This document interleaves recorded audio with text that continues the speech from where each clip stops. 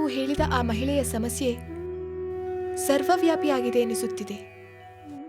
ಸರ್ವವ್ಯಾಪಿ ಎಂದರೆ?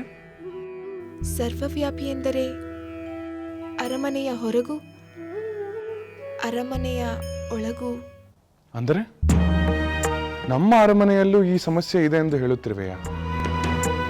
ಅತ್ತೆಯವರು ಹೇಳಿದ ಮೇಲೆ ನನಗೂ ತಿಳಿಯಿತು. ನನ್ನ ಮಾತೆ ನಿನ್ನ ಬಳಿ ಏನು ಹೇಳಿದರು? ಸಮಸ್ಯೆಯ ಬಗ್ಗೆ ತಿಳಿಯಲು ನಾನು ಕೇಳುತ್ತಿದ್ದೇನಷ್ಟೇ. ಹೇಳುತ್ತೇನೆ ಸ್ವಾಮಿ. ನಿಮ್ಮ ಎದುರು ನೇರವಾಗಿ ಹೇಳಲಾಗದ ನಿಮ್ಮ ತಾಯಿಯ ನೋವನ್ನು ನನ್ನಿಂದ ತಿಳಿಯುವುದು ಉತ್ತಮ.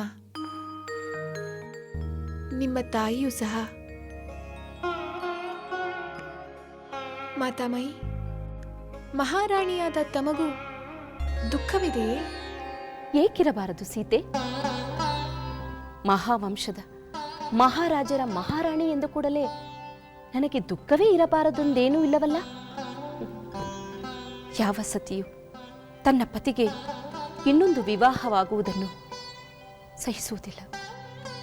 ಹಾಗಾದರೆ ಈ ಅರಮನೆಗೆ ರಾಣಿ ಸುಮಿತ್ರಾದೇವಿಯವರು, ರಾಣಿ ಕೈಕೇಯಿಯವರು ಬಂದದ್ದು ನಿಮ್ಮ ದುಃಖಕ್ಕೆ ಕಾರಣವೇ?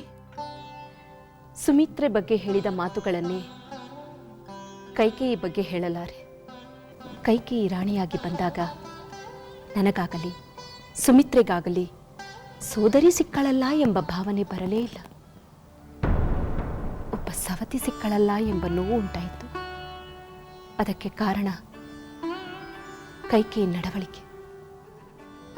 ಮಹಾರಾಜರ ಪ್ರೇಮ, ಐಶ್ವರ್ಯ, ವೈಭವ ಎಲ್ಲವೂ ತನಗೆ ಮಾತ್ರ ಲಭಿಸಬೇಕು ಎಂಬ ಸ್ವಾರ್ಥ. ಆ ಸ್ವಾರ್ಥದಿಂದ ನನಗೆ ಸುಮಿತ್ರೆಗೆ ಬಹಳ ಸರಿ ನೋವನ್ನು ತಂದಿತು. ಸ್ವಾಮಿ, ಸಕಲ ಭೋಗಭಾಗ್ಯಗಳನ್ನು ಪಡೆದ ಮಹಾರಾಣಿಯೇ ತಾನು ಹೇಳಿಕೊಳ್ಳಲಾಗದಂತಹ ಸಮಸ್ಯೆಯ ಸುಳಿಯಲ್ಲಿ ಬದುಕಬೇಕಾದರೆ ಸಾಮಾನ್ಯ ಮಹಿಳೆಯರ ಪರಿಸ್ಥಿತಿಯನ್ನು ಊಹಿಸಲು ಸಾಧ್ಯವೇ? ಒಂದೆಡೆ ಮಹಾರಾಣಿಯಂಥವರಿಗಾದರೂ ನೋವನ್ನು ಮರೆಯಲು ಸಾಧ್ಯವಾಗಬಹುದು. ಆದರೆ ಸಾಮಾನ್ಯ ಪ್ರಜೆಗಳು? ಹಾಗಾದರೆ ಸಾಮಾನ್ಯರ ಅಂಗಳದಿಂದ ಹಿಡಿದು ಅರಮನೆಯವರೆಗೆ ಹೆಣ್ಣಿಗೆ ಗಂಡಿನ ಬಹುಪತಿತ್ವ ದುಃಖವನ್ನೇ ಉಂಟು ಮಾಡುತ್ತಿದೆ ಎಂದು ಹೇಳುತ್ತಿರುವೆಯಾ? ಅರಮನೆಯಲ್ಲಿರುವ ದುಃಖ ಬಾಗಿಲು ದಾಟಿ ಹೋಗದಿರಬಹುದು. ಬೇರೆ ಭೋಗಭಾಗ್ಯಗಳಲ್ಲಿ ಕಾಣದಂತೆ ಕಣ್ಮರೆಯಾಗಿರಬಹುದು. ಆದರೆ ಸಾಮಾನ್ಯ ಜನರ ದುಃಖ ಕೋಟೆ ಆಚೆಗೂ ಕೇಳುವುದು ಸಹಜ. ಹೆಣ್ಣು ದುಃಖಿಸುವ ರಾಜ್ಯದಲ್ಲಿ ಏಳಿಗೆ ಆಗುವುದುಂಟೆ? ನಿಜ ಸೀತೆ, ನಿನ್ನ ಮಾತುಗಳಿಂದ ಸಮಸ್ಯೆಯ ತೀವ್ರತೆಯನ್ನು ಅರಿತಂತಾಯಿತು. ನಾನು ಯೋಚಿಸಿದಕ್ಕಿಂತಲೂ ಬೇಗ ಪರಿಹಾರವನ್ನು ಪಡೆಯಬೇಕಾಗಿದೆ. ಸಿರಿ ಸಂಪತ್ತು ಸೌಖ್ಯದ ಅಧಿದೇವತೆಯೇ ಹೆಣ್ಣು. ಆ ಹೆಣ್ಣು ದುಃಖಿಸುತ್ತಿದ್ದರೆ ರಾಜ್ಯ ನೆಮ್ಮದಿಯಿಂದಿರಲು ಸಾಧ್ಯವೇ ಇಲ್ಲ. ನಾಳೆ ಸೂರ್ಯೋದಯದಿಂದಲೇ ಈ ಸಮಸ್ಯೆಯ ಪರಿಹಾರಕ್ಕೆಂದು ನಾನು ಮುಂದಾಗುತ್ತೇನೆ.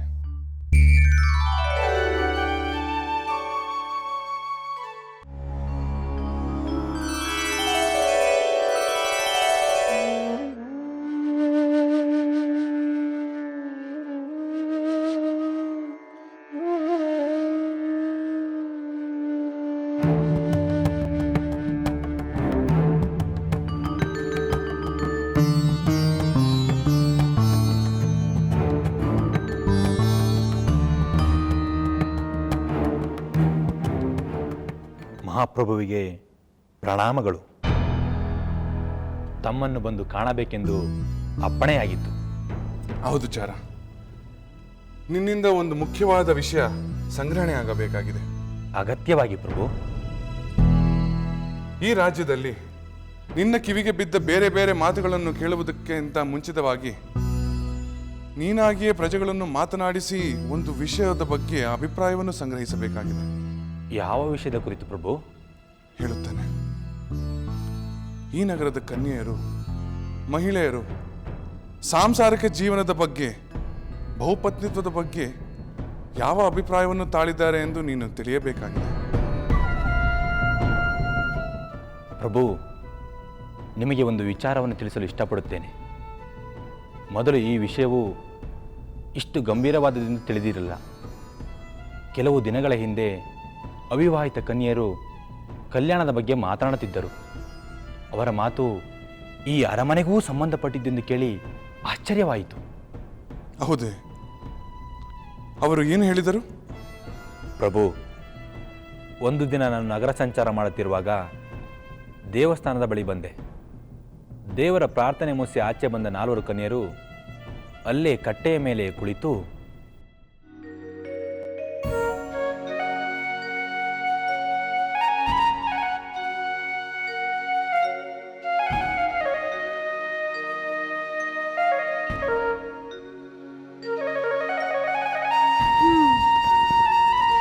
ಚೆನ್ನಾಗಿತ್ತಲ್ವಾ? ತೆಗೆದುಕೋ, ನೀನು ತೆಗೆದುಕೋ.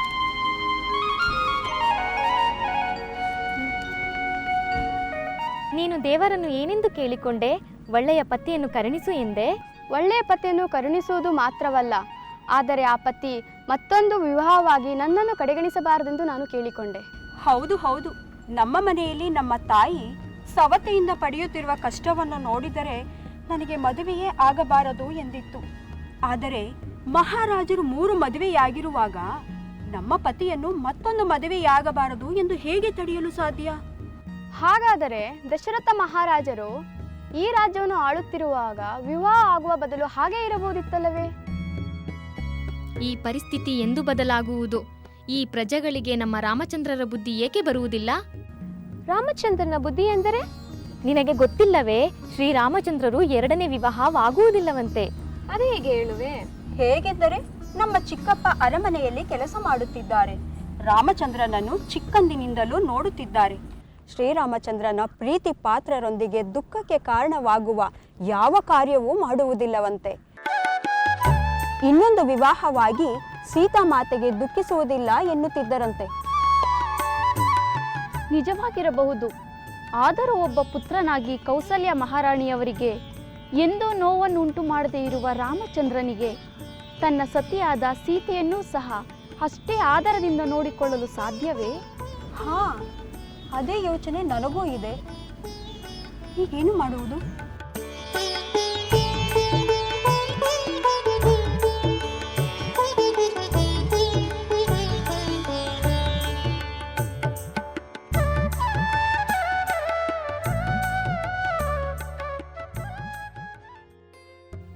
ಆ ಕನ್ಯರಿಂದ ಆ ರೀತಿಯ ಮಾತುಗಳನ್ನು ಕೇಳಿಸಿಕೊಂಡೆ ಪ್ರಭು.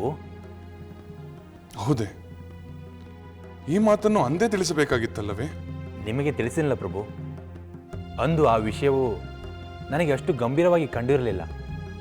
ಅದೂ ಅಲ್ಲದೆ ಅವರ ಮಾತುಗಳು ತಿಳುವಳಿಕೆ ಕೊರತೆ ಎಂದು ಭಾವಿಸಿದ್ದೆ.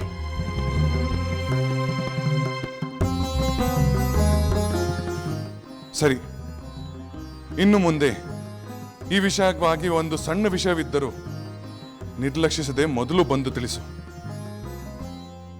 ಅಪ್ಪಣೆ ಪ್ರಭು. ನೀನಿನ್ನು ಹೊರಡಬಹುದು.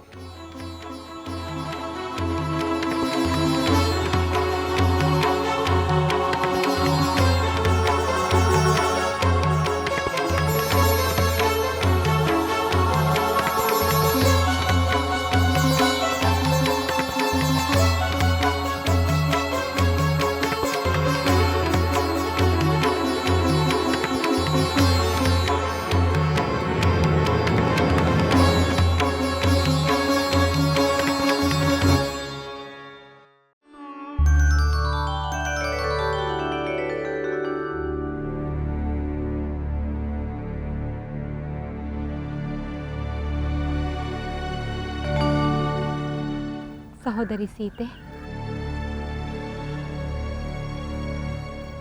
ನಾನು ಮಾತಾಮಯಿ ಕೈಕೈ ದೇವಿಯವರ ಬಗ್ಗೆ ನನ್ನ ಮಾತಾಮಯಿ ಸುಮಿತ್ರಾ ದೇವಿಗೆ ಇರುವ ಅಭಿಪ್ರಾಯವನ್ನು ನನ್ನ ಪತಿಗೆ ತಿಳಿಸಿದೆ. ನಾನು ಸಹ ಈ ವಿಚಾರವನ್ನು ನನ್ನ ಪತಿಗೆ ಹೇಳಿದೆ. ಈ ವಿಚಾರವನ್ನು ನಾನು ನನ್ನ ಪತಿಯವರಿಗೆ ಹೇಳುತ್ತಾ ಹಾಗೆಯೇ ಅವರಿಗೆ ತನ್ನ ಹಿರಿಯ ಸಹೋದರರ ಬಗ್ಗೆ ಯಾವ ಭಾವನೆ ಇರುವುದಾಗಿ ಕೇಳಿದೆ. ಆಗ ಅವರು ತನ್ನ ತಾಯಿಗೂ ನೋವನ್ನುಂಟು ಮಾಡದೆ ತನ್ನ ಹಿರಿಯ ಸಹೋದರರ ಬಗ್ಗೆ ಅಪಾರವಾದ ಪ್ರೇಮವಿರುವುದಾಗಿ ಹೇಳಿದರು. ಅದಂತೂ ನಿಜ. ನನ್ನ ಪತಿಗೂ ಅವರ ಹಿರಿಯ ಸಹೋದರನೇ ಆದರ್ಶ. ನನ್ನ ಪತಿಯಂತೂ ತಾನು ತನ್ನ ಸಹೋದರನ ನೆರಳೆಂದೇ ಭಾವಿಸಿದ್ದಾರೆ. ಸಹೋದರಿ, ಇದೇನಿದು? ನಾವೆಲ್ಲರೂ ನಿನ್ನ ಪತಿಯ ಬಗ್ಗೆ ಹೊಗಳುತ್ತಿರುವಾಗ ನೀನು ಏಕೆ ಮೌನವಾಗಿರುವೆ? ನನ್ನ ಪತಿಯ ಮನಸ್ಸಿನಲ್ಲಿರುವ ಚಿಂತೆಯ ಬಗ್ಗೆ ಯೋಚಿಸುತ್ತಿದ್ದೇನೆ. ಏನು? ನಿನ್ನ ಪತಿಯ ಮನಸ್ಸಿನಲ್ಲಿ ಚಿಂತೆಯೇ? ಆಶ್ಚರ್ಯವಾಗಿದೆಯಲ್ಲ. ಸಹೋದರಿ, ಚಿಂತೆಯನ್ನು ಪರಿಹರಿಸುವ ಚಿಂತಾಮಣಿಗೆ ಚಿಂತೆ ಹೇಗೆ ಸಾಧ್ಯ? ಸೋದರಿಯರೇ, ನನ್ನ ಪತಿಗೆ ತನ್ನ ಬಗ್ಗೆಯಾಗಲಿ ತನ್ನ ಸತಿಯ ಬಗ್ಗೆ ಆಗಲಿ ಯಾವ ಚಿಂತೆಯೂ ಇಲ್ಲ. ಅವರ ಚಿಂತೆಯೆಲ್ಲ ಈ ರಾಜ್ಯದ ಮಹಿಳೆಯರ ದುಃಖವೊಂದರ ಬಗ್ಗೆ. ಅದು ಯಾವ ದುಃಖ ಸಹೋದರಿ? ಊರ್ಮಿಳಾ, ನನ್ನ ಮಾತಾಮಯಿ ಕೌಸಲ್ಯಾದೇವಿ, ನಿನ್ನ ಮಾತಾಮಯಿ ಸುಮಿತ್ರಾದೇವಿ ನಮ್ಮೊಂದಿಗೆ ಹಂಚಿಕೊಂಡರಲ್ಲ, ಸವತಿಯರಿಂದಾಗುವ ದುಃಖ, ಪುರುಷರ ಬಹುಪತ್ನಿತ್ವದಿಂದ ಸ್ತ್ರೀಯರಿಗೆ ಉಂಟಾಗುವ ಸಂಕಟ, ಇದು ನನ್ನ ಪತಿಗೆ ರಾಜ್ಯದ ಮಹಿಳೆಯರಲ್ಲೂ ಅರಮನೆಯ ಪರಿವಾರದಲ್ಲೂ ಚಿಂತೆಯನ್ನುಂಟು ಮಾಡಿದೆ. ಅದರ ಪರಿಹಾರವೇನೆಂದು ಯೋಚಿಸುತ್ತಿದ್ದಾರೆ. ಸಹೋದರಿ, ನಿನ್ನ ಪತಿ ಯೋಚಿಸಿದರೆ ಅದು ಖಂಡಿತವಾಗಿಯೂ ಸಾಧ್ಯ. ನಿನ್ನ ಪತಿಯ ಆದರ್ಶವನ್ನೇ ಉಳಿದ ಸಹೋದರರು ಪಾಲಿಸುತ್ತಾರೆ. ಆಗ ನಮ್ಮ ಮಾತಾಮಯಿಯವರಿಗೆ ಇರುವ ದುಃಖ ನಮಗಿರುವುದಿಲ್ಲ. ಹೌದು ಸಹೋದರಿ, ನಿನ್ನ ಪತಿ ಸ್ತ್ರೀ ಕುಲದ ದುಃಖ ನಿವಾರಣೆಗೆಂದು ತೆಗೆದುಕೊಳ್ಳುವ ನಿರ್ಣಯಕ್ಕೆ ನೀನೇ ಸ್ಫೂರ್ತಿಯಾಗು.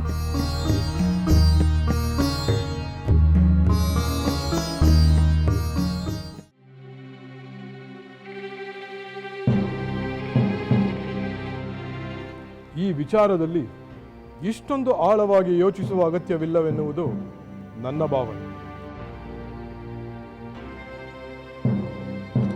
ಯೋಚಿಸದೇ ಇರಲು ಹೇಗೆ ಸಾಧ್ಯ ಅಮಾತ್ಯರೇ?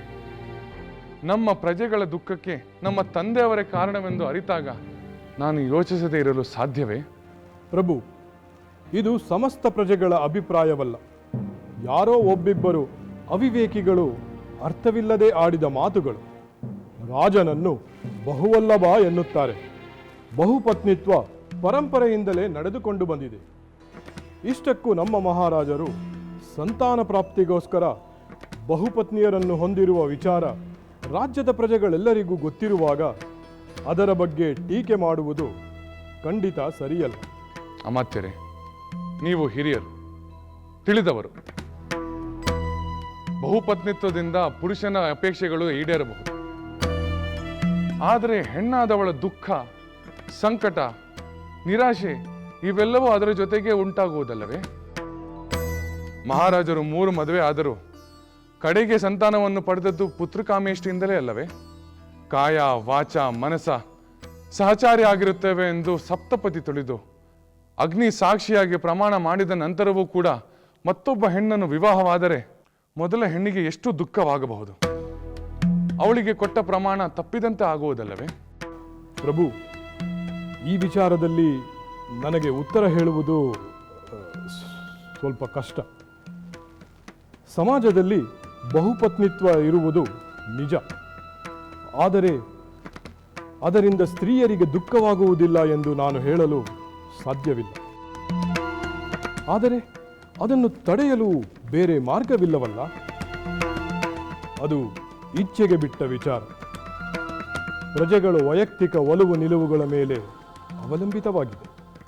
ಅಮಾತ್ಯರೇ, ಸಮಾಜದ ಒಂದು ವರ್ಗದಿಂದ ಮತ್ತೊಂದು ವರ್ಗಕ್ಕೆ ದುಃಖ ಉಂಟಾಗುತ್ತಿದ್ದರೆ ಅದನ್ನು ಹೋಗಲಾಡಿಸುವ ಸ್ಫೂರ್ತಿಯನ್ನು, ಜಾಗೃತಿಯನ್ನು ನಮ್ಮ ಸಮಾಜದಲ್ಲಿ ಏಕೆ ಉಂಟು ಮಾಡಬಾರದು? ಖಂಡಿತ ಮಾಡಬಹುದು. ಏಕಪತ್ನಿಯನ್ನು ಹೊಂದುವುದು ಉತ್ತಮ ಎಂದು ನಾನು ರಾಜ್ಯದಲ್ಲೆಲ್ಲ ಪ್ರಚಾರ ಮಾಡಿಸಲೇ? ಪ್ರಚಾರಕ್ಕಿಂತ ಹೆಚ್ಚಾಗಿ ಈ ವಿಚಾರ ಪುರುಷರಲ್ಲೇ ಮೂಡಬೇಕು. ಅದು ಮೂಡಬೇಕೆಂದರೆ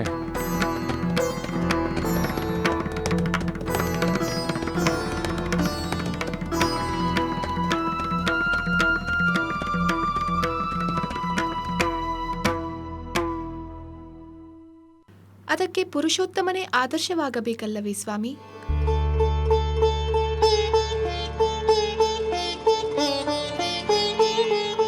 ಪ್ರಭುಗಳು ಪಾಲಿಸುವ ಆದರ್ಶಗಳನ್ನು ಪ್ರಜೆಗಳು ಪಾಲಿಸಲು ಮುಂದಾಗಬಹುದಲ್ಲವೇ? ನಾನು ನನ್ನ ಮನಸ್ಸಿನ ಅಭಿಪ್ರಾಯವನ್ನು ಹೇಳುತ್ತಿದ್ದೇನೆ ಅಷ್ಟೇ. ತಾವು ಅನ್ಯತಾ ಭಾವಿಸಬೇಡಿ.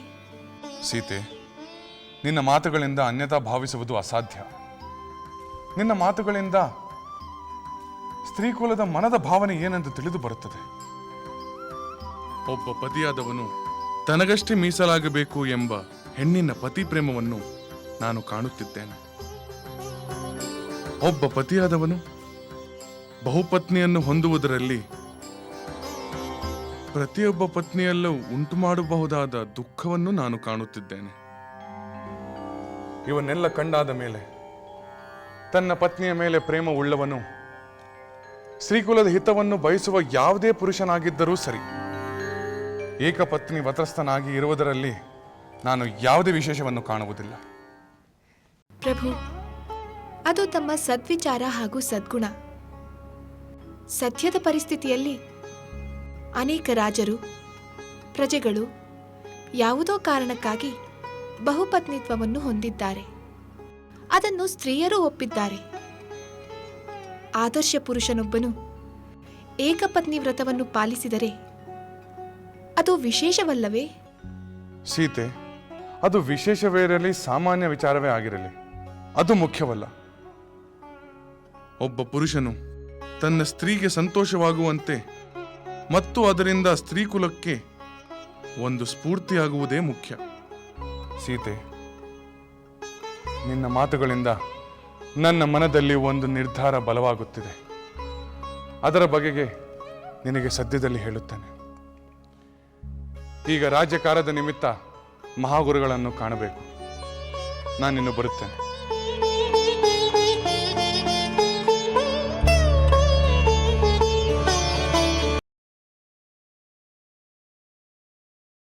ಮಹರ್ಷಿಗಳೇ, ನಮೋ ನಮಃ. ಕೀರ್ತಿಶಾಲಿಯಾಗು ರಾಮಚಂದ್ರ, ಕೀರ್ತಿಶಾಲಿಯಾಗು. ಮಹರ್ಷಿಗಳೇ, ತಮ್ಮ ಜ್ಞಾನಯಜ್ಞಾದಿಗಳು ನಿರ್ವಿಘ್ನವಾಗಿ ನಡೆಯುತ್ತಿರುವುದಷ್ಟೇ? ವಿಶ್ವಾಮಿತ್ರರ ಯಜ್ಞದ ವಿಘ್ನವನ್ನು ನೀನು ಪರಿಹರಿಸಿದ ಮೇಲೆ ಯಜ್ಞ ವಿಘ್ನ ಸಂತೋಷಿಗಳಿಗೆ ಭಯವಾಗಿರಬೇಕು. ಹಾಗಾಗಿ ಇಂದು ಋಷಿಮುನಿಗಳ ಆಶ್ರಮಗಳಲ್ಲಿ ನಡೆಯುತ್ತಿರುವ ಯಜ್ಞ ಯಾಗಾದಿಗಳಿಗೆ ಅಸುರರ ಕಾಟ ಕೇಳಿ ಬರುತ್ತಿಲ್ಲ. ಅದನ್ನು ಪರಿಹರಿಸಿದ ಕೀರ್ತಿ ನಿನಗೆ ಸಲ್ಲಬೇಕು ರಾಮಚಂದ್ರ.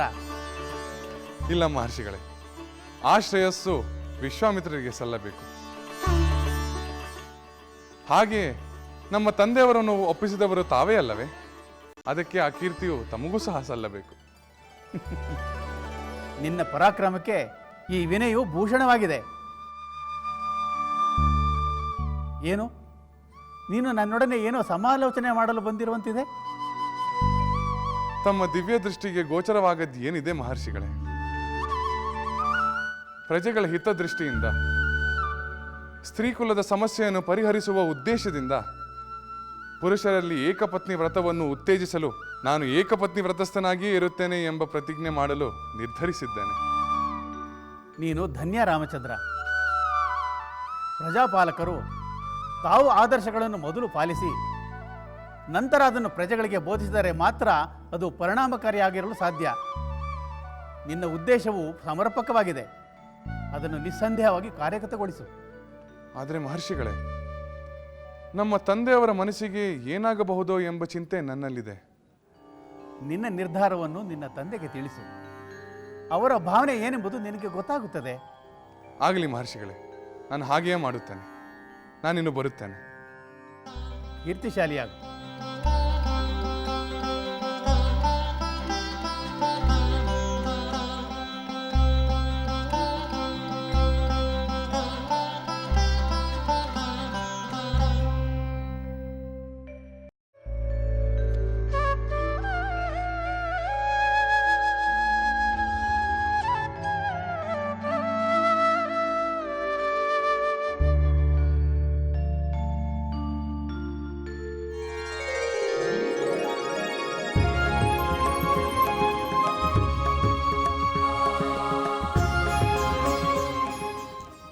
ರಾಮಚಂದ್ರ, ನಿನ್ನ ನಿರ್ಧಾರವನ್ನು ನಾನು ಮೆಚ್ಚಿದ್ದೇನೆ. ಮಹಾರಾಜನಾಗಿ ನಾನೇ ನೀಡಬೇಕೆಂದಿದ್ದ ಸಂದೇಶವನ್ನು ನೀನು ನೀಡಲು ಮುಂದಾಗಿರುವೆ. ನಿನ್ನ ಈ ತೀರ್ಮಾನದಿಂದ ನನ್ನ ಮನಸ್ಸಿಗೆ ಮಹದಾನಂದವಾಗಿದೆ. ಈ ಕೂಡಲೇ ನೀನು ನಮ್ಮ ಕುಲದೈವದ ಮುಂದೆ ಪ್ರತಿಜ್ಞೆಯನ್ನು ಮಾಡು. ಆ ಪ್ರತಿಜ್ಞೆ ಲೋಕಕ್ಕೆಲ್ಲ ಪ್ರಚಾರವಾಗಿ ಬದಲಾವಣೆಯ ಸಂಚಲನವನ್ನುಂಟು ಮಾಡಲಿ. ನಿನ್ನ ಸ್ಫೂರ್ತಿಯಿಂದ, ನಿನ್ನ ಮಾರ್ಗದರ್ಶನದಲ್ಲಿ ನಮ್ಮ ರಾಜ್ಯದ ಪುರುಷ ವರ್ಗವೆಲ್ಲವೂ ನಡೆದು ಸ್ತ್ರೀಯರ ಸಮಸ್ಯೆಗಳೆಲ್ಲವೂ ಪರಿಹಾರವಾಗಲಿ. ಧನ್ಯನಾದೆನು ತಂದೆ, ಧನ್ಯನಾದೆನು. ಕೀರ್ತಿಶಾಲಿಯಾಗು ಕುಮಾರ, ಕೀರ್ತಿಶಾಲಿ.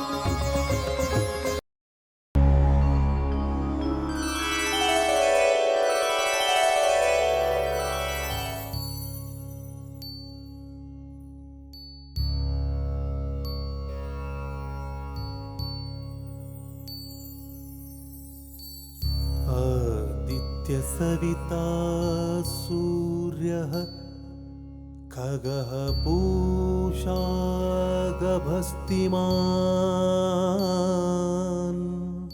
सुवर्णसदृशो भानुः स्वर्णरेखा दिवाकरः हिरण्यगर्भः शिशिरस्तपनो भास्करो रविः. ಲೋಕಕ್ಕೆ ಬೆಳಕನ್ನೀವ ಮಹಾ ತೇಜ ಆದಿತ್ಯ ಸೂರ್ಯನೇ, ನಿನ್ನ ಸಮ್ಮುಖದಲ್ಲಿ ಪ್ರತಿಜ್ಞೆಯೊಂದನ್ನು ನಾನು ಕೈಗೊಳ್ಳುತ್ತಿದ್ದೇನೆ. ನನ್ನ ಈ ಜನ್ಮದಲ್ಲಿ ಏಕಪತ್ನಿ ವ್ರತಸ್ಥನಾಗಿ ಕಾಯ ವಾಚ ಮನಸ ಅನ್ಯ ಸ್ತ್ರೀಯರಲ್ಲಿ ಅನುರಕ್ತನಾಗದೆ ಯಾವುದೇ ಅನಿವಾರ್ಯತೆ ಅಪೇಕ್ಷೆಗಳ ಕಾರಣಕ್ಕೆ ಮತ್ತೊಂದು ಹೆಣ್ಣನ್ನು ವಿವಾಹವಾಗದೆ ನನ್ನ ಈ ಏಕಪತ್ನಿ ವ್ರತವನ್ನು ಪರಿಪಾಲಿಸುತ್ತೇನೆಂದು ನನ್ನ ಮಾತಾ ಪಿತಾ ಬಂಧು ಪತ್ನಿ ಸಮ್ಮುಖದಲ್ಲಿ ದೇವನಾದ ನನ್ನ ಕುಲದೇವರೇ, ನಿನ್ನ ಸಾಕ್ಷಿಯಲ್ಲಿ ಈ ಪ್ರತಿಜ್ಞೆ ಮಾಡುತ್ತೇನೆ. ಮಹಾಮಹಿಮ ಮಾಡಿದನು ಮಹೋನ್ನತ ಶಪಥ, ರಾಜಬಹುವಲ್ಲಭನೆಂಬ ಮಾತ ಧಿಕ್ಕರಿಸುತ್ತ ಮಾತೊಂದೇ ಶರವೊಂದೇ ಗುರಿಯೊಂದೇ,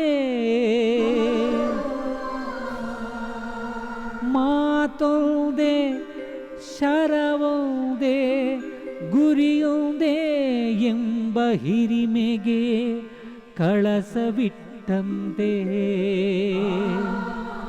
ಶ್ರೀರಾಮನಾದ ಏಕಪತ್ನಿ ವೃತಸ್ಥ,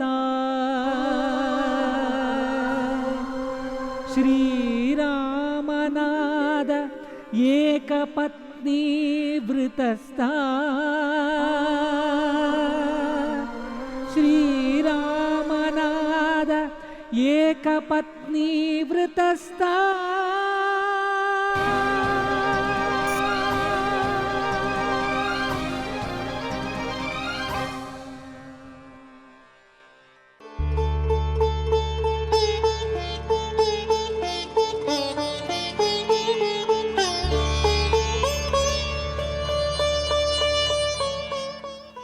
ಇದೇನು ಸೀತೆ, ನಿನ್ನ ಕಣ್ಣಲ್ಲಿ ನೀರು? ಇದು ಕಣ್ಣೀರಲ್ಲ ಸ್ವಾಮಿ, ಆನಂದ ಬಾಷ್ಪ. ನಿನ್ನ ಆನಂದ ಬಾಷ್ಪಕ್ಕೆ ವಿಶೇಷವಾದ ಕಾರಣವಿದೆಯೇ? ಇದೆ ಪ್ರಭು. ತಾವು ಏಕಪತ್ನಿ ವ್ರತಸ್ಥನಾಗಿರುತ್ತೇನೆ ಎಂದು ಮಾಡಿದ ಪ್ರತಿಜ್ಞೆ ನನ್ನಲ್ಲಿ ವಿಶೇಷವಾದ ಆನಂದ, ಭಕ್ತಿ, ಧನ್ಯತೆ ಹಾಗೂ ನಿಮ್ಮ ಮೇಲೆ ಅಪಾರವಾದ ಹೆಮ್ಮೆ ಉಂಟು ಮಾಡಿದೆ. ಸೀತೆ, ಒಂದು ಹೆಣ್ಣು ತನ್ನ ಪತಿಯ ಪ್ರೇಮವನ್ನು ತನಗಷ್ಟೇ ಮೀಸಲೆಂದು ತಿಳಿದಾಗ ಪಡುವ ಆನಂದ, ಆ ಪ್ರೇಮ ಮತ್ತೊಬ್ಬರ ಪಾಲಾಗುತ್ತದೆ ಎಂದು ತಿಳಿದಾಗ ಪಡುವ ಸಂಕಟ ಏನೆಂದು ಸಾಮಾನ್ಯ ಜನರಿಂದ ತಿಳಿದಾಗ, ನಮ್ಮ ಅರಮನೆಯಲ್ಲೇ ಬಹುಪತ್ನಿತ್ವದಿಂದ ಉಂಟಾಗುವಂತಹ ಸಂಕಷ್ಟವೇನೆಂದು ಅರಿತಾಗ ನಾನು ಇಂತಹ ನಿರ್ಧಾರವನ್ನು ಮಾಡಲೇಬೇಕಾಗಿತ್ತಲ್ಲವೇ? ಪ್ರಭು, ದೇವತೆಗಳು, ರಾಜಾದಿರಾಜರು ಬಹುವಲ್ಲಭನಾದ ಪತಿಯಿಂದ ಸತಿ ಪಡೆಯುವ ಮನೋವ್ಯಥೆಯನ್ನು ತಿಳಿದಿದ್ದಾರೆ. ಆದರೂ ಏಕಪತ್ನಿ ವ್ರತದ ನಿರ್ಧಾರ ಮಾಡದೇ ಇರುವ ಸಂದರ್ಭದಲ್ಲಿ ತಾವು ಆ ನಿರ್ಧಾರ ಮಾಡಿರುವುದು ತಮ್ಮ ಮಹೋನ್ನತ ಆದರ್ಶ. ಸೀತೆ, ಪ್ರಜೆಗಳ ನೆಮ್ಮದಿಗೆ ಸ್ಫೂರ್ತಿಯಾಗುವಂತಹ ಕಾರ್ಯವನ್ನು ಸ್ವತಃ ಪ್ರಜಾಪಾಲಕರು ಮಾಡಿದಾಗಲೇ ತಾನೆ ಪ್ರಜೆಗಳು ಸಹ ಆ ಮಾರ್ಗದಲ್ಲೇ ನಡೆಯಲು ಸಾಧ್ಯವಾಗುವುದು. ನಿಜ ಪ್ರಭು, ತಮ್ಮ ಆದರ್ಶದಿಂದ ಅನೇಕರು ತಮ್ಮ ಮಾರ್ಗವನ್ನು ಪಾಲಿಸುವುದರಿಂದ ಅನೇಕ ಸ್ತ್ರೀಯರ ವ್ಯಥೆಯನ್ನು ಕಳೆದ ಭಾಗ್ಯ ನಿಮ್ಮದಾಗುತ್ತದೆ. ಸೀತೆ, ನನಗೆ ದೊರೆಯುವ ಆ ಪುಣ್ಯ ಕಾರ್ಯದಲ್ಲಿ ನಿನ್ನದು ಪಾಲಿದೆ. ಅದು ಹೇಗೆ ಪ್ರಭು? ಸ್ತ್ರೀ ಕುಲದ ನೋವು ನಲಿವುಗಳು ಏನೆಂಬುದು ನಿನ್ನಿಂದ ಮಾತ್ರವೇ ನಾನು ತಿಳಿಯಲು ಸಾಧ್ಯವಲ್ಲವೇ? ಧನ್ಯಳಾದೆ ಪ್ರಭು, ಧನ್ಯಳಾದೆ. ಹಾಗಾದರೆ ಸ್ತ್ರೀ ಸಹಜವಾದ ಅನುಮಾನವನ್ನು ನಿಮ್ಮಲ್ಲಿ ವ್ಯಕ್ತಪಡಿಸಲೇ? ಧಾರಾಳವಾಗಿ. ತಾವು ನನ್ನ ಸಂತೋಷಕ್ಕಾಗಿ ಈ ನಿರ್ಧಾರ ಮಾಡಿದಿರೋ ಅಥವಾ ಸಮಸ್ತ ಸ್ತ್ರೀಯರ ಸಂಕಟ ಪರಿಹಾರ ಮಾಡಲು ಈ ಕಾರ್ಯ ಮಾಡಿದಿರೋ? ಸೀತೆ, ಪ್ರಜಾಪಾಲಕರಾದವರಿಗೆ ಸ್ವಂತ ಹಿತ, ಪ್ರಜಾಹಿತ ಎರಡು ಕಣ್ಣುಗಳು. ಎರಡು ಹಿತವನ್ನು ಅವನು ಕಾಪಾಡಿಕೊಳ್ಳಬೇಕು. ಒಂದು ಹಿತವನ್ನು ಇನ್ನೊಂದು ಹಿತಕ್ಕೆ ತ್ಯಾಗ ಮಾಡಬೇಕೆಂದರೆ ಅವನು ಸ್ವಂತ ಹಿತವನ್ನೇ ತ್ಯಾಗ ಮಾಡಬೇಕಾಗಬಹುದೇ ಹೊರತು ಪ್ರಜಾಹಿತವನ್ನಲ್ಲ.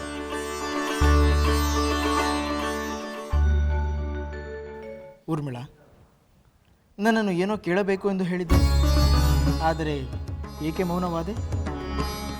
ನಾನು ಕೇಳುವ ಪ್ರಶ್ನೆಯಿಂದ ನಿಮಗೆ ಬೇಸರವಾಗುತ್ತದೆ ಎಂದು ಯೋಚಿಸುತ್ತಿದ್ದೆ. ಹೊಸದಾಗಿ ವಿವಾಹವಾದ ಸತಿಯ ಮಾತಿಗೆ ಬೇಸರವೇ? ಖಂಡಿತ ಇಲ್ಲ. ನೀನು ಏನು ಬೇಕಾದರೂ ಕೇಳು, ನಾನು ಬೇಸರ ಮಾಡಿಕೊಳ್ಳುವುದಿಲ್ಲ. ಸರಿ, ಹಾಗಾದರೆ ಕೇಳುತ್ತೇನೆ. ಮತ್ತೆ ಮತ್ತೆ ಮತ್ತೇನು ಅನುಮಾನ ಊರ್ಮಿಳಾ? ಕೇಳು. ಸ್ವಾಮಿ, ನಿಮ್ಮ ಹಿರಿಯ ಸಹೋದರ ಏಕಪತ್ನಿ ವ್ರತವನ್ನು ಪಾಲಿಸುತ್ತೇನೆಂದು ಪ್ರತಿಜ್ಞೆ ಮಾಡಿದರಲ್ಲ? ಹೌದು, ನನ್ನ ಸಹೋದರ ಶ್ರೀ ರಾಮಚಂದ್ರ ಪ್ರತಿಜ್ಞೆ ಮಾಡಿದ್ದಾನೆ. ಅದನ್ನು ನೀನೇಕೆ ಕೇಳುತ್ತಿರುವೆ? ಅದು ಅದು ನಿನ್ನ ಉದ್ದೇಶ ಏನೆಂದು ನನಗೆ ಈಗ ಅರ್ಥವಾಗುತ್ತಿದೆ. ನಿಮ್ಮ ಸಹೋದರ ಶ್ರೀ ರಾಮಚಂದ್ರ ಏಕಪತ್ನಿ ವ್ರತಸ್ಥನಾಗಲು ಪ್ರತಿಜ್ಞೆ ಮಾಡಿದರೆ ನೀವು ಏಕೆ ಮಾಡಲಿಲ್ಲ ಎಂದು ತಾನೇ ನಿನ್ನ ಪ್ರಶ್ನೆ? ಇಲ್ಲ ಸ್ವಾಮಿ, ನಾನು ಪ್ರಶ್ನೆ ಮಾಡುತ್ತಿಲ್ಲ. ಹಾಗಾದರೆ ನಿಂದಿಸುತ್ತಿರುವೆಯಾ? ಇಲ್ಲ, ನಿಂದಿಸುತ್ತಿಲ್ಲ. ಹಾಗಾದರೆ ದಂಡಿಸುತ್ತೀಯಾ? ಇಲ್ಲ ಸ್ವಾಮಿ, ಇಲ್ಲ. ನಾನು ಏಕಪತ್ನಿ ವ್ರತಸ್ಥನಾಗಿಯೇ ಇರಬೇಕು, ಸದಾಕಾಲ ನಿನ್ನೊಂದಿಗೆ ಇರಬೇಕು ಎಂದು ತಾನೇ ನಿನ್ನ ಆಕಾಂಕ್ಷೆ? ಇಲ್ಲ ಸ್ವಾಮಿ, ನಾನು ನಿಮ್ಮ ಮೇಲೆ ಯಾವ ನಿರ್ಬಂಧನವನ್ನು ಹೇರುತ್ತಿಲ್ಲ. ಕೇವಲ ಕುತೂಹಲದಿಂದ ಕೇಳಿದೆ ಅಷ್ಟೇ. ಅಯ್ಯೋ ಹುಚ್ಚಿ, ಹೆದರು ಬಿಟ್ಟೆಯಾ? ನಾನು ವಿನೋದ ಮಾಡಿದೆ ಅಷ್ಟೇ. ಇಲ್ಲಿ ಕೇಳು, ನನ್ನ ಸಹೋದರ ಶ್ರೀ ರಾಮಚಂದ್ರ ಪ್ರತಿಜ್ಞೆ ಮಾಡಿದ ಮೇಲೆ ಮುಗಿಯಿತು. ಅವನ ಆದರ್ಶವೇ ನನ್ನ ಆದರ್ಶ, ಅವನ ವ್ರತವೇ ನನ್ನ ವ್ರತ. ಈಗ ತಿಳಿಯಿತೆ?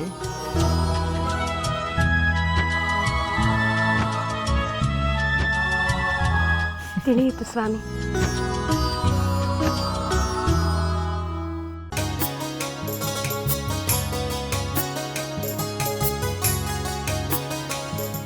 ಸ್ವೀಕರಿಸಿ ಪ್ರಭು. ಏನಿದು? ಆರೋಗ್ಯವನ್ನು ವೃದ್ಧಿಸುವ ಪಾನೀಯ. ಔಷಧಿಯೇ? ಔಷಧಿಯೂ ಅಹುದು, ಪಾನೀಯವೂ ಅಹುದು. ಸ್ವೀಕರಿಸಿ. ಏನಿದು ವಿಚಿತ್ರದಾನಿ? ಎಂದೂ ಇಲ್ಲದ ಅಭ್ಯಾಸ. ಈ ಪಾನೀಯವನ್ನು ಕುಡಿಯಲು ಹೇಳುತ್ತಿರುವೆಯಲ್ಲ? ಪ್ರಭು, ಯಾರಿಗೇ ಆಗಲಿ ಸೌಂದರ್ಯ, ಯೌವನ, ದೇಹಶಕ್ತಿ ಕುಗ್ಗುತ್ತದೆಯಲ್ಲವೇ? ಅಂತಹ ಸಮಯದಲ್ಲಿ ಇಂತಹ ಸಿದ್ಧೌಷಧಿಗಳು ನಮ್ಮ ಯೌವನವನ್ನು ವೃದ್ಧಿಸುತ್ತದೆ. ಇದು ಭೋಗಪ್ರಿಯರಾದ ಮಹಾರಾಜರಿಗೆ ಅರಿಯದ ವಿಚಾರವೇನೂ ಅಲ್ಲ ಅಲ್ಲವೇ? ಇದು ಎಲ್ಲರಿಗೂ ತಿಳಿದಿರುವಂತಹ ವಿಷಯ. ಅದಕ್ಕಾಗಿಯೇ ಉದ್ಯಾನಗಳಲ್ಲಿ ರಾಜರ ಯೌವನವನ್ನು ಕಾಪಾಡುವುದಕ್ಕೋಸ್ಕರ ಪಂಡಿತರ ಪಡೆಯಿದೆ. ಅಯೋಧ್ಯೆಯಲ್ಲೂ ಅಂತಹ ಪಂಡಿತರಿದ್ದಾರೆ. ಹೌದು, ಆದರೆ ಇಂತಹ ಪಾಂಡಿತ್ಯ ಮಂಥರೆಗೂ ಇದೆ. ಅದು ತಮಗೆ ತಿಳಿದಿಲ್ಲವಷ್ಟೇ. ಏನು, ಮಂಥರಿಗೆ ಅಂತಹ ಜ್ಞಾನವಿದೆಯೇ? ಹೌದು ಪ್ರಭು. ನಿಜ ಹೇಳಬೇಕೆಂದರೆ ಇಲ್ಲಿಯವರೆಗೂ ನಾನು ಈ ನನ್ನ ಸೌಂದರ್ಯವನ್ನು ಕಾಪಾಡಿಕೊಂಡು ಬರಲು ಮಂಥರೆಯೇ ಕಾರಣ. ಮಂಥರೆಗೆ ಯೌವನವನ್ನು ವೃದ್ಧಿಸುವ, ದೇಹ ಶಕ್ತಿಯನ್ನು ಹೆಚ್ಚಿಸುವ ಔಷಧಿಗಳ ಪರಿಚಯವಿದೆ. ಓಹೋ, ಹಾಗಾದರೆ ಮಂಥರೆ ನಿನ್ನ ಸೌಂದರ್ಯ, ನನ್ನ ಯೌವನವನ್ನು ಕಾಪಾಡುವುದರಲ್ಲಿ ಮಗ್ನಲಾಗಿದ್ದಾಳೆ ಎನ್ನುವೆಯಾ? ಹೌದು, ಅದು ತಮಗೂ ಇಷ್ಟವಾದ ವಿಚಾರವೇ ಅಲ್ಲವೇ? ಇಲ್ಲವೆಂದರೆ ಸುಳ್ಳಾಗುವುದು. ಯಾರಿಗೆ ತಾನೇ ತಮ್ಮ ಯೌವನವನ್ನು ಕಾಪಾಡಿಕೊಳ್ಳುವುದಕ್ಕೆ ಇಷ್ಟವಿರುವುದಿಲ್ಲ? ಅದು ನಿನ್ನಂತಹ ಸೌಂದರ್ಯವತಿ ಸತಿ ಇರುವಾಗ. ಪ್ರಭು, ಸತಿ ಇದ್ದರೆ ಸಾಲದು. ಪತಿಗೆ ವಯಸ್ಸಾದರೂ ಸರಸದ ಭಾವ ಹೋಗಬಾರದು. ಹಾಗೆ ಹೂವಿಂದ ಹೂವಿಗೆ ಹಾರುವ ದುಂಬಿಯ ಚಂಚಲ ಚಿತ್ತ ಮನಸ್ಸು ಇರಬಾರದು. ಚಂಚಲ ಚಿತ್ತ. ವಯಸ್ಸಾದ ಮೇಲೆ ಸಂಯಮ ಹೆಚ್ಚಾಗಬೇಕು. ಅದು ಕಷ್ಟ ಸಾಧ್ಯ. ಆದರೂ ನನ್ನ ಮಗ ರಾಮಚಂದ್ರ ಕಿರಿಯ ವಯಸ್ಸಿನಲ್ಲಿಯೇ ಏಕಪತ್ನಿ ವ್ರತಸ್ಥನೆಂಬ ಪ್ರತಿಜ್ಞೆಯನ್ನು ಮಾಡಿರುವುದು ನನಗೆ ಹೆಮ್ಮೆ ಎನಿಸುತ್ತಿದೆ. ಪ್ರಭು, ಹಿಂದೆ ನೀವು ಅಂತಹ ಪ್ರತಿಜ್ಞೆ ಮಾಡಿದರೆ ಏನಾಗುತ್ತಿತ್ತು ಯೋಚಿಸಿ ನೋಡಿ. ಏನಾಗುತ್ತಿತ್ತು? ನಿಮಗೆ ನಾನು ಸತಿಯಾಗಿ ಬರುತ್ತಲೇ ಇರಲಿಲ್ಲ. ನಿಜ ರಾಣಿ, ನಿನ್ನನ್ನು ಸತಿಯಾಗಿ ಪಡೆಯುವ ಭಾಗ್ಯವನ್ನು ನಾನು ಕಳೆದುಕೊಳ್ಳುತ್ತಿದ್ದೆ. ಸದ್ಯ ಅಂತಹ ನಿರ್ಧಾರವನ್ನು ಮಾಡಲಿಲ್ಲವಲ್ಲ, ಅದೇ ಸಂತೋಷದ ವಿಷಯ.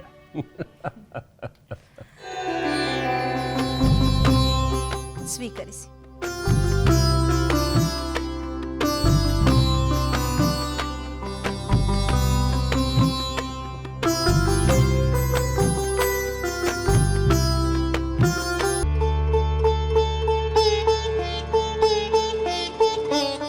ಮಾತೆ, ಪ್ರಣಾಮಗಳು. ಬಾ ಭರತ, ಬಾ. ನೀನು ಇದಕ್ಕೂ ಮುಂಚಿತವಾಗಿಯೇ ಬರಬೇಕಿತ್ತು. ಏಕೆ ಬರಲಿಲ್ಲವೆಂದು ಯೋಚಿಸುತ್ತಿದ್ದೆ. ಆಗ ನೀನು ನಿನ್ನ ಸತಿಯೊಂದಿಗೆ ಸರಯೂ ನದಿಯಲ್ಲಿ ನೌಕ ವಿಹಾರಕ್ಕೆಂದು ಹೋಗಿರುವ ವಿಷಯ ತಿಳಿಯಿತು. ಹೌದು ಮಾತೆ. ಮಾಂಡವಿಗೆ ಸರಯೂ ನದಿಯ ಬಗ್ಗೆ ಪಾವನ ಚರಿತೆಯನ್ನು ಹೇಳಿದಾಗ ಅವಳು ಅದನ್ನು ನೋಡಲು ಅಪೇಕ್ಷಿಸಿದಳು. ಅದಕ್ಕಾಗಿ ನಾನು ನೌಕಾವಿಹಾರಕ್ಕೆ ಕರೆದುಕೊಂಡು ಹೋಗಿದ್ದೆ. ಭರತ, ನಿನ್ನ ಸತಿ ಮಾಂಡವಿಗೆ ಪಾವನ ಸರಯೂ ನದಿಯ ದರ್ಶನ ಮಾಡಿಸಿದ್ದು ಒಳ್ಳೆಯದೇ ಆಯಿತು. ಅವಳು ಅದರಿಂದ ಸಂತೋಷಪಟ್ಟಳು ತಾನೆ? ಖಂಡಿತವಾಗಿ ಅವಳು ಬಹಳಷ್ಟು ಸಂತೋಷವನ್ನು ವ್ಯಕ್ತಪಡಿಸಿದಳು. ಭರತ, ನಿನ್ನ ಸತಿ ಅಯೋಧ್ಯೆಗೆ ಬಂದಾಗಿನಿಂದ ಸಂತೋಷವಾಗಿಯೇ ಇದ್ದಾಳೆ. ನಿನಗೆ ತಿಳಿದಿರುವ ಹಾಗೆ ಅವಳು ಯಾವ ವಿಚಾರದಲ್ಲಾದರೂ ಬೇಸರವನ್ನು ವ್ಯಕ್ತಪಡಿಸಿದ್ದಾಳೆಯೇ? ಇಲ್ಲ ಮಾತೆ, ಅವಳು ಯಾವುದೇ ವಿಚಾರದಲ್ಲಿ ಬೇಸರವನ್ನು ತಾಳಿಲ್ಲ. ಮಗನೇ, ನಿನ್ನ ಸಹೋದರ ಏಕಪತ್ನಿ ವ್ರತಸ್ಥನೆಂದು ಪ್ರತಿಜ್ಞೆ ಮಾಡಿದಾಗ ನೀನು ಹಾಗೆ ಮಾಡಲಿಲ್ಲವೆಂದು ಅವಳಿಗೆ ಬೇಸರವಾಗಲಿಲ್ಲವೇ? ಇಲ್ಲ ಮಾತೆ, ಇಲ್ಲ. ನಾವು ಮೂವರು ಸಹೋದರರು ಹಿರಿಯ ಸಹೋದರನ ಆದರ್ಶವನ್ನು ಪಾಲಿಸುತ್ತೇವೆ ಎಂದು ಮಾಂಡವಿಗೆ ತಿಳಿದಿದೆ. ಹಾಗಾಗಿ ಅವಳು ಸಂತೋಷವನ್ನೇ ಪಟ್ಟಳು. ಅವಳು ಸಂತೋಷ ಪಡುವುದರಲ್ಲಿ ವಿಶೇಷವೇನೂ ಇಲ್ಲ. ಆದರೆ ನಿನ್ನ ಸಹೋದರ ತನ್ನ ತಂದೆ ಏಕಪತ್ನಿ ವ್ರತಸ್ಥನಲ್ಲ ಎಂದು ತಿಳಿದು ಅವರ ಎದುರೇ ತಾನು ಏಕಪತ್ನಿ ವ್ರತಸ್ಥನೆಂದು ಪ್ರತಿಜ್ಞೆ ಮಾಡುವುದು ಅವರಿಗೆ ಅವಮಾನವನ್ನು ಮಾಡಿದಂತೆ ಆಗುವುದಿಲ್ಲವೇ? ಮಾತೆ, ಸ್ವತಃ ತಂದೆಯವರೇ ಹಿರಿಯ ಸಹೋದರನ ಆದರ್ಶವನ್ನು ಮೆಚ್ಚಿದ್ದಾರೆ. ಇಷ್ಟಕ್ಕೂ ತಂದೆಯವರು ಸಂತಾನದ ಕಾರಣಕ್ಕೋಸ್ಕರ 3 ವಿವಾಹವಾಗಿದ್ದು ತಾನೇ? ಕಾರಣವೇನೇ ಇರಲಿ ಭರತ, ತನ್ನ ತಂದೆ ಏಕಪತ್ನಿ ವ್ರತಸ್ಥರಲ್ಲ. ಹೀಗಿದ್ದ ಮೇಲೂ ಅವರೆದುರು ತಾನು ಏಕಪತ್ನಿ ವ್ರತಸ್ಥನೆಂದು ಪ್ರತಿಜ್ಞೆ ಮಾಡುವುದು ಅವರ ಮನಸ್ಸಿಗೆ ವಿಷಾದವನ್ನುಂಟು ಮಾಡುತ್ತದೆ ಮಗನೇ. ಮಾತೆ, ಹಾಗೇನಾದರೂ ಆಗಿದ್ದರೆ ಅದು ಅನೇಕರ ಸಂತೋಷಕ್ಕೆ ಕಾರಣವಾಗಿರುವುದು ಸತ್ಯ. ಒಂದು ಸದುದ್ದೇಶ ಅನೇಕರ ಸಂತೋಷಕ್ಕೆ ಕಾರಣವಾದರೆ ಇನ್ನೊಬ್ಬರ ವಿಷಾದಕ್ಕೆ ಕಾರಣವಾಗುವುದು ತಪ್ಪೇನಿಲ್ಲ. ಭರತ, ನಿನಗೆ ತಂದೆಗಿಂತ ಸಹೋದರನ ಮೇಲೆಯೇ ಹೆಚ್ಚು ಪ್ರೀತಿಯೇ? ಮಾತೆ, ಒಳ್ಳೆಯದನ್ನು ಮಾಡುವ ಎಲ್ಲರ ಮೇಲೂ ನನಗೆ ಪ್ರೀತಿ ಇದೆ. ನಾನಿನ್ನು ಬರುತ್ತೇನೆ.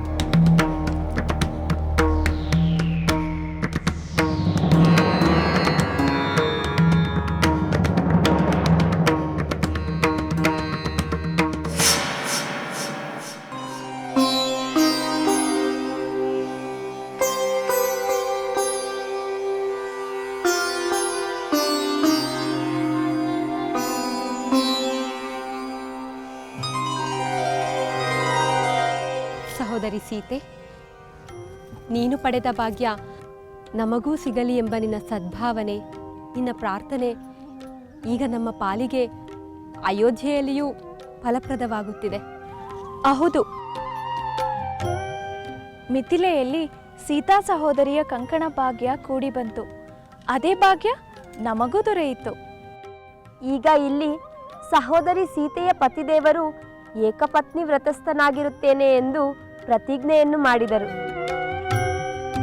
ಅವರ ಸಹೋದರರು ಅವರನ್ನೇ ಅನುಕರಿಸುವುದರಿಂದ ಆ ಭಾಗ್ಯವೂ ಈಗ ನಮಗೂ ದೊರೆಯಿತು. ಹೌದು, ಅದಕ್ಕೆ ನಾನು ಒಂದು ನಿರ್ಧಾರಕ್ಕೆ ಬಂದೆ. ಹೇಗೆ ಹೂವಿನ ಜೊತೆ ನಾರು ದೇವರ ಕೊರಳನ್ನು ಅಲಂಕರಿಸುತ್ತದೆಯೋ ಹಾಗೆಯೇ ಸಹೋದರಿಯ ಪುಣ್ಯ ವಿಶೇಷದ ಫಲ ನಮಗೂ ಲಭಿಸುತ್ತದೆ. ಈಗ ಇದಕ್ಕಾಗಿ ಹಿರಿಯ ಸಹೋದರಿ ಸೀತೆಗೆ ಅಭಿನಂದನೆಯನ್ನು ಸಲ್ಲಿಸುವುದು ಹೇಗೆ? ಹೌದು ಸಹೋದರಿ, ನಾವು ಕೃತಜ್ಞತೆಯನ್ನು ಹೇಗೆ ಸಲ್ಲಿಸುವುದು? ನಿಮ್ಮ ಭಾಗ್ಯಗಳೆಲ್ಲ ನನ್ನಿಂದ ಲಭಿಸಿದ್ದು ಎಂದು ತಿಳಿಯದಿದ್ದರೆ ಒಳಿತು. ಆಗ ನಾನೇ ಅಭಿನಂದನೆಯನ್ನು ಸಲ್ಲಿಸುತ್ತೇನೆ, ಕೃತಜ್ಞತೆಯನ್ನು ಹೇಳುತ್ತೇನೆ. ದಯಮಾಡಿ ನಿಮ್ಮ ಭಾಗ್ಯಕ್ಕೆಲ್ಲ ನಿಮ್ಮ ನಿಮ್ಮ ಪುಣ್ಯಫಲವೇ ಕಾರಣವೆಂದು ತಿಳಿಯಿರಿ.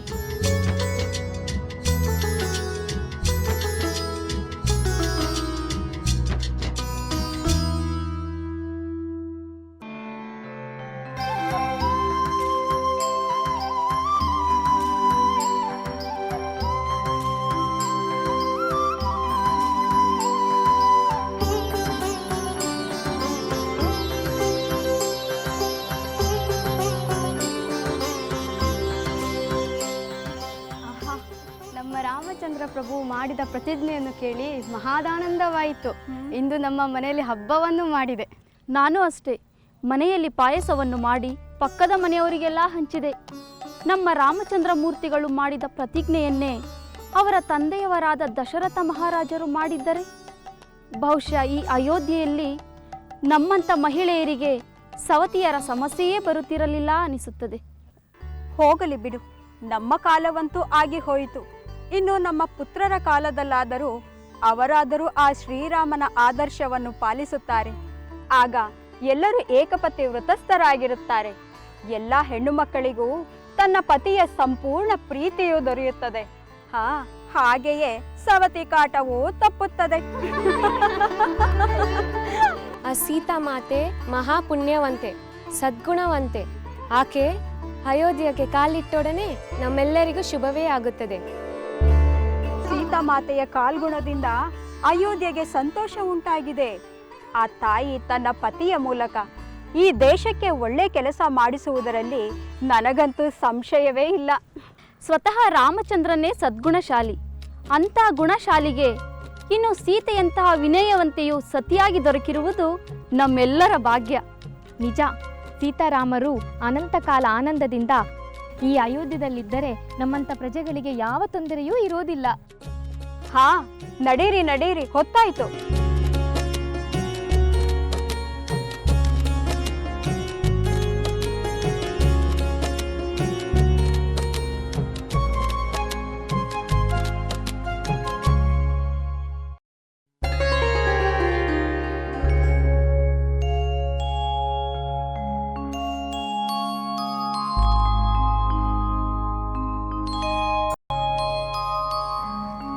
ಸೀತೆ, ನೀನು ಇಲ್ಲಿರುವೆಯಾ? ಮಾತೆಯವರೇ, ಸಖಿಯೊಂದಿಗೆ ಹೇಳಿ ಕಳುಹಿಸಿದರೆ ನಾನೇ ಬರುತ್ತಿದ್ದೆ. ಇಲ್ಲ ಸೀತೆ, ಇಂದು ನಾನೇ ನಿನ್ನನ್ನು ಬಂದು ನೋಡಬೇಕೆಂದು ಅಪೇಕ್ಷಿಸಿದೆ. ನನಗೆ ನೀನು ಏನು ಮಾಡುತ್ತಿರುವೆ ಎಂದು ನೋಡುವ ಕುತೂಹಲ, ಅದಕ್ಕೆ ನಾನೇ ಧಾವಿಸಿ ಬಂದೆ. ಏಕೆ ಮಾತೆಯವರೇ? ನನ್ನಿಂದ ನಿಮ್ಮ ಮನಸ್ಸಿಗೆ ಬೇಸರವಾಗಲಿ ನಿರಾಶೆಯಾಗಲಿ ಉಂಟಾಗಿದೆಯೇ? ಖಂಡಿತವಾಗಿಯೂ ಇಲ್ಲ ಸೀತೆ. ನೀನು ಮಾಡುತ್ತಿರುವ ಕಾರ್ಯ ಸಂತೋಷವನ್ನುಂಟು ಮಾಡುತ್ತಿದೆ. ಅಯೋಧ್ಯೆ ಮಹಾರಾಜರ ಹಿರಿಯ ಸೊಸೆ ನೀನು. ಸಾಧಾರಣ ಹೆಣ್ಣಿನಂತೆ ಹೂಗಳನ್ನು ಬಿಡಿಸುತ್ತಿರುವುದನ್ನು ಕಂಡು ನನಗೆ ಆಶ್ಚರ್ಯವೂ ಆಗುತ್ತಿದೆ, ಆನಂದವೂ ಆಗುತ್ತಿದೆ. ಮಾತಾಮಯಿ, ಮಿಥಿಲೆಯಲ್ಲಿಯೂ ಕೂಡ ರಾಜ್ಯೋದ್ಯಾನದಲ್ಲಿ ನಾನೇ ಸ್ವತಃ ಹೂಗಳನ್ನು ಬಿಡಿಸಿ ತಂದು ಪೂಜೆಗೆ ಹೂಮಾಲೆಯನ್ನು ಕಟ್ಟುತ್ತಿದ್ದೆ. ಹೂಗಿಡಗಳನ್ನು ಬೆಳೆಸುವುದು, ಪೋಷಿಸುವುದು ನನಗೆ ಪ್ರಿಯವಾದ ಕೆಲಸಗಳು. ಸಖಿಯರಿಂದ ಆ ಕೆಲಸ ಮಾಡಿಸುವುದಕ್ಕಿಂತ ನಾನೇ ಮಾಡುವುದರಲ್ಲಿ ಆನಂದ. ಸೀತೆ, ನಿನ್ನ ಗುಣಗಳಲ್ಲಿ ಪರಿಸರ ಪ್ರೇಮ ಗುಣವು ನನಗೆ ಮೆಚ್ಚುಗೆಯಾಗಿದೆ. ಅಂದ ಹಾಗೆ ಮಿಥಿಲೆಯಲ್ಲಿರುವಾಗ ಹೂಮಾಲೆಯನ್ನು ಕಟ್ಟಿ ದೇವರಿಗೆ ಅರ್ಪಿಸುತ್ತೇನೆ ಎಂದೆಯಲ್ಲ, ಈಗ ಈ ಹೂಮಾಲೆಯನ್ನು ಯಾರಿಗೆ ಅರ್ಪಿಸುತ್ತಿರುವೆ? ಅದು ನಾಚಿಕೆಯೇ? ನನ್ನ ಬಳಿ ಏಕೆ ನಾಚಿಕೆ? ಈ ಪುಷ್ಪಮಾಲೆಯನ್ನು ನಿಮ್ಮ ಪುತ್ರನಿಗೆ ಅರ್ಪಿಸುತ್ತೇನೆ. ಬಹಳ ಸಂತೋಷ. ನಿನ್ನ ಕೋಮಲ ಕೈಗಳಿಂದ ಮಾಡಿದ ಈ ಪುಷ್ಪಮಾಲೆಯನ್ನು ಧರಿಸಲು ರಾಮಚಂದ್ರನು ನಿಜಕ್ಕೂ ಭಾಗ್ಯ ಮಾಡಿದ್ದ. ಅವರಿಗಿಂತ ಹೆಚ್ಚಿನ ಭಾಗ್ಯಶಾಲಿ ನಾನು ಮಾತೆಯವರೇ. ಸೀತೆ, ನಿಜ, ನಾವಿಬ್ಬರೂ ಭಾಗ್ಯಶಾಲಿಗಳೇ. ರಾಮಚಂದ್ರನು ಏಕಪತ್ನಿ ವ್ರತ ಪ್ರತಿಜ್ಞೆಯನ್ನು ಮಾಡಿದ ಮೇಲೆ ನಮ್ಮಿಬ್ಬರ ಭಾಗ್ಯಕ್ಕೆ ಹೋಲಿಕೆಯೇ ಇಲ್ಲ. ಸೀತೆ, ನಾನು ನಿನಗೊಂದು ಸಲಹೆಯನ್ನು ನೀಡಲೇ? ಖಂಡಿತ ಮಾತೆಯವರೇ. ರಾಮಚಂದ್ರನ ಪ್ರತಿಜ್ಞೆಯಿಂದ ನಿನ್ನ ಜವಾಬ್ದಾರಿ ಹೆಚ್ಚಿದೆ ಎಂದು ನನ್ನ ಭಾವನೆ. ನನ್ನ ಜವಾಬ್ದಾರಿ ಎಷ್ಟೇ ಇದ್ದರೂ ಅದನ್ನು ಕಾಯ, ವಾಚ, ಮನಸ ನಿರ್ವಹಿಸುತ್ತೇನೆ. ಆ ನಂಬಿಕೆ ನನಗಿದೆ ಸೀತೆ. ನಿನಗೆ ಹೆಚ್ಚು ಹೇಳುವ ಅವಶ್ಯಕತೆ ಇಲ್ಲ. ನೀನು ಎಲ್ಲವನ್ನೂ ಬಲ್ಲೆ. ರಾಮಚಂದ್ರನು ಸಂಪೂರ್ಣವಾಗಿ ನಿನ್ನವನು. ಅವನ ಸುಖದಲ್ಲಿ ದುಃಖದಲ್ಲಿ, ಅವನ ಅರಮನೆಯಲ್ಲಿರಲಿ ಗುಡಿಸಲಲ್ಲಿರಲಿ ಅವನಿಗೆ ನೆರಳಾಗಿರು. ಅದೇ ನಿನ್ನ ಕರ್ತವ್ಯ. ಇದೇ ನೀನು ರಾಮಚಂದ್ರನ ಪ್ರತಿಜ್ಞೆಗೆ ಕೊಡುವ ಗೌರವ. ಮಾತೆಯವರೇ, ನೀವು ಹೇಳಿದ ಹಾಗೆ ನಾನು ಅವರಿಗೆ ನೆರಳಾಗಿರುವುದು ನಾನು ಅವರಿಗೆ ಕೊಡುವ ಗೌರವ ಮಾತ್ರವಲ್ಲ, ಅದು ನನ್ನ ಕರ್ತವ್ಯ. ಅವರ ಸಹಧರ್ಮಿಣಿಯಾಗಿ ನನ್ನ ಸರ್ವಸ್ವವನ್ನು ಅವರಿಗೆ ಮೀಸಲಿಡುತ್ತೇನೆ. ಸಂತೋಷ. ನೀನು ಈಗ ನಿನ್ನ ಪತಿಯ ಮಾಲೆಯನ್ನು ಮುಂದುವರಿಸು. ನಾನು ಹೋಗಿ ಬರುವೆ.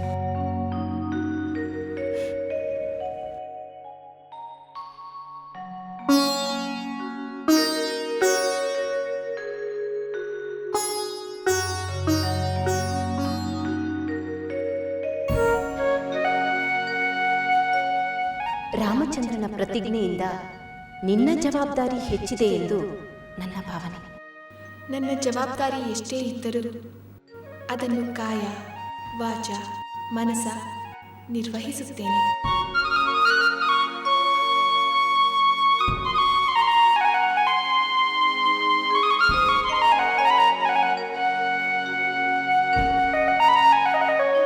ಅವನ ಸುಖದಲ್ಲಿ ದುಃಖದಲ್ಲಿ, ಅವನ ಅರಮನೆಯಲ್ಲಿರಲಿ ಗುಡಿಸಲಲ್ಲಿರಲಿ ಅವನಿಗೆ ನೆರಳಾಗಿರು. ಅದೇ ನಿನ್ನ ಕರ್ತವ್ಯ.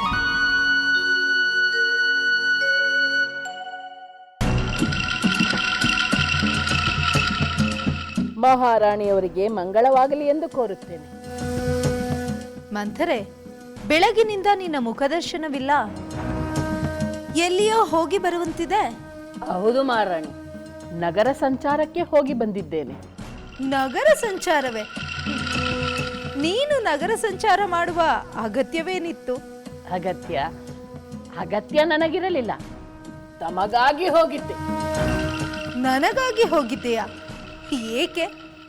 ಮಹಾರಾಣಿ, ನಗರದ ಪ್ರಜೆಗಳು ನಮ್ಮ ರಾಜ ಪರಿವಾರದ ಬಗ್ಗೆ ಯಾವ ಅಭಿಪ್ರಾಯ ಇಟ್ಟುಕೊಂಡಿದ್ದಾರೆ, ಏನನ್ನು ಮಾತನಾಡುತ್ತಿದ್ದಾರೆ ಎಂದು ತಿಳಿದುಕೊಳ್ಳುವುದು ಒಳ್ಳೆಯದು.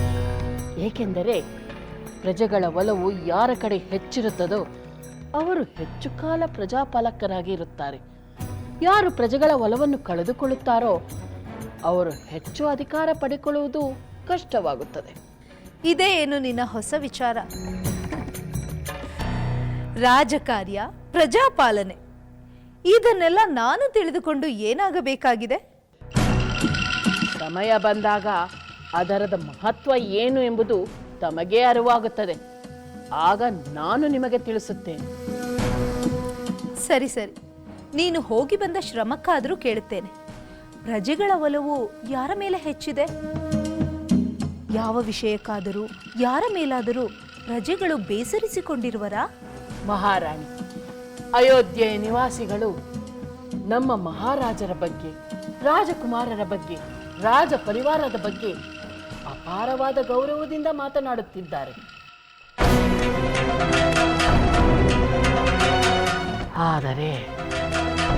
ಆದರೇನು ಮಂಥರೆ?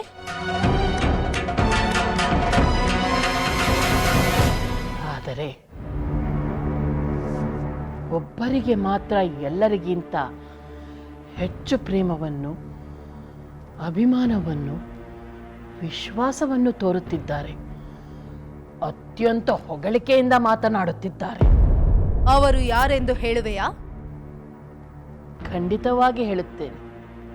ಇನ್ಯಾರ ಬಗ್ಗೆ? ರಾಮಚಂದ್ರನ ಬಗ್ಗೆ. ರಾಮಚಂದ್ರ ಮಿಥಿಲೆಗೆ ಹೋಗಿದ್ದು, ರಾಮಚಂದ್ರ ಶಿವಧನಸ್ಸನ್ನು ಮುರಿದಿದ್ದು, ರಾಮಚಂದ್ರ ತಾಟಕಿ ಸುಬಾಹುವಿನ ಸಂಹಾರ ಮಾಡಿದ್ದು, ಇದೆಲ್ಲ ಹಳೆಯ ಕಥೆ ಆಯಿತು. ಇದಕ್ಕಾಗಿ ರಾಮಚಂದ್ರನಿಗೆ ಪ್ರಜೆಗಳಿಂದ ಸಾಕಷ್ಟು ಪ್ರಶಂಸೆಗಳು ಸಿಕ್ಕಿದ್ದಾಯಿತು. ಮತ್ತೆ ಈಗೇಕೆ ಪ್ರಜೆಗಳು ಅವನನ್ನು ಹೊಗಳುತ್ತಿದ್ದಾರೆ? ಈಗ ಹೊಗಳುತ್ತಿರುವುದು ರಾಮಚಂದ್ರನು ತಾನು ಏಕಪತ್ನಿ ವ್ರತಸ್ಥನಾಗಿರುತ್ತೇನೆಂದು ಮಾಡಿರೋ ಪ್ರತಿಜ್ಞೆಯ ಕಾರಣದಿಂದ. ಈ ರಾಮನ ಪ್ರತಿಜ್ಞೆಯು ಅಯೋಧ್ಯೆಯ ಪುರುಷರಿಗೆ ಮಾದರಿಯಾಗಿ ಸ್ತ್ರೀಯರಿಗೆ ಸಂಕಷ್ಟ ತಪ್ಪುತ್ತದೆ ಎಂದೆಲ್ಲ ರಾಮಚಂದ್ರನನ್ನು ಏನೇನೋ ಹೊಗಳುತ್ತಿದ್ದಾರೆ. ಹೊಗಳಲಿ ಬಿಡು. ಯಾರಾದರೂ ಒಳ್ಳೆಯ ಕೆಲಸ ಮಾಡಿದರೆ ಹೊಗಳುವುದರಲ್ಲಿ ತಪ್ಪೇನಿದೆ? ಒಪ್ಪುತ್ತೇನೆ, ನಿಮ್ಮ ಮಾತನ್ನು ಒಪ್ಪುತ್ತೇನೆ. ಆದರೆ ಪ್ರಶಂಸೆಗಳು, ಒಳ್ಳೆಯ ಕೆಲಸಗಳು ರಾಮನಿಂದಲೇ ಆಗುತ್ತಿದ್ದರೆ ಸರಿಯೇ? ನಿನ್ನ ಮಾತಿನ ಅರ್ಥವೇನು ಮಂಥರೆ? ಮಹಾರಾಣಿ, ರಾಮನು ಪ್ರಜೆಗಳಿಂದ ಪ್ರಶಂಸೆಗೊಳ್ಳುತ್ತಿದ್ದರೆ ಕೌಸಲ್ಯಗೆ ಆನಂದ ಉಂಟಾಗುತ್ತದೆ. ಅಂತಹ ಆನಂದವನ್ನು ನೀವು ಪಡೆಯಬೇಕೆಂಬುದು ನನ್ನ ಆಸೆ. ಅಂದರೆ ನನ್ನ ಪುತ್ರ ಭರತನಿಂದಲೂ ಅಂತಹ ಒಳ್ಳೆ ಕಾರ್ಯಗಳು ಆಗಬೇಕೆನ್ನುತ್ತೀಯಾ? ಖಂಡಿತವಾಗಿ. ಭರತನು ಪ್ರಜೆಗಳ ಪ್ರಶಂಸಕ್ಕೆ ಒಳಗಾಗಬೇಕು, ಅದೇ ನನ್ನ ಆಸೆ. ಆದರೆ ಅಂತಹ ಅವಕಾಶಗಳೇ ಬರುತ್ತಿಲ್ಲವಲ್ಲ ಮಂಥರೆ? ಅವಕಾಶಗಳು ನಮ್ಮನ್ನು ಹುಡುಕಿಕೊಂಡು ಬರುವುದಿಲ್ಲ ಮಹಾರಾಣಿ. ನಮಗೆ ಬೇಕಾದ ಅವಕಾಶಗಳನ್ನು ನಾವೇ ಸೃಷ್ಟಿಸಿಕೊಳ್ಳಬೇಕಾಗುತ್ತದೆ. ಮಹಾರಾಣಿ, ನಗರ ಸಂಚಾರ ಮಾಡಿ ನಾನು ಬಳಲಿರುವೆ. ಸ್ವಲ್ಪ ಉಪಹಾರ ಸೇವಿಸಿ ಬರುತ್ತೇನೆ. ಅಪ್ಪಣೆ.